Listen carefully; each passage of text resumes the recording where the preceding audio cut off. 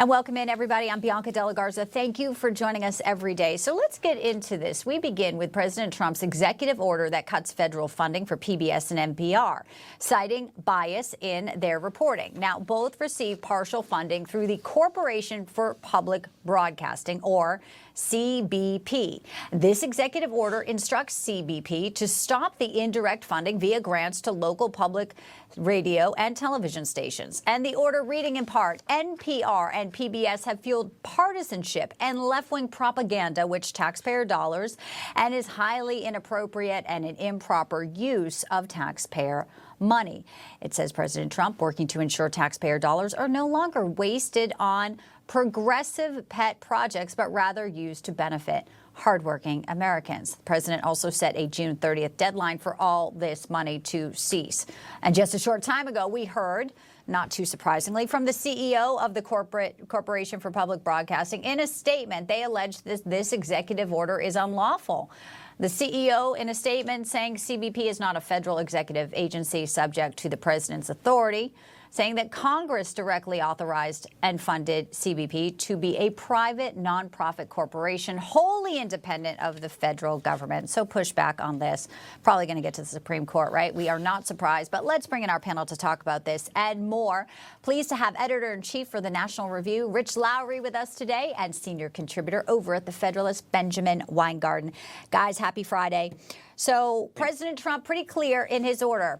Government funding, quote, he says, of news media in this environment is not only outdated and unnecessary, but corrosive to the appearance of journalistic independence.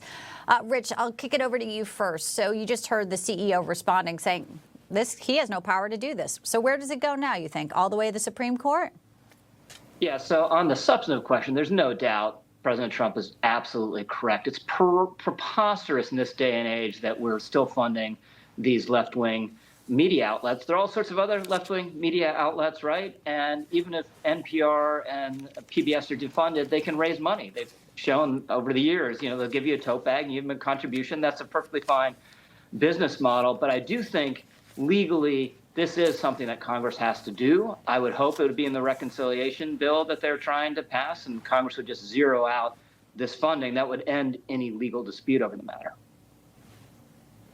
All right, so we will see where it goes. But, Ben, this is part of sort of how President Trump is, looking at, saving taxpayers' money. There's the NPR CEO in the famous TED Talk saying that truth gets in the way of getting things done.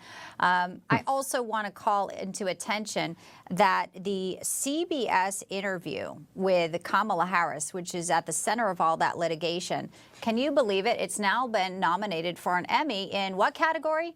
Outstanding editing. Can't make it up, Ben.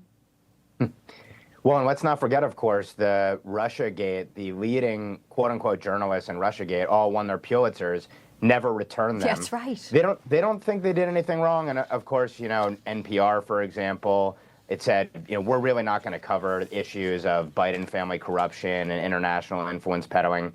So it's disgraceful where corporate media is. It's disgraceful where essentially government media that's masquerading as private nonprofit media has been. No taxpayer dollars should be used to censor ourselves on the one hand, and the Trump administration is taking a big swing at that and trying to dismantle the censorship industrial complex.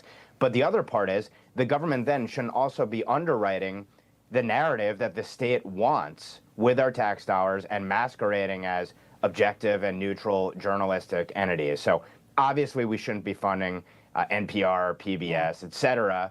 And at the end of the day, what this comes down to is we shouldn't have regime media in this country, certainly not taxpayer funded. Already corporate media operates as regime media. We shouldn't be underwriting and subsidizing any other media entities also that obviously have a partisan slant and also, frankly, that represent, you could argue, domestic interference in our political system.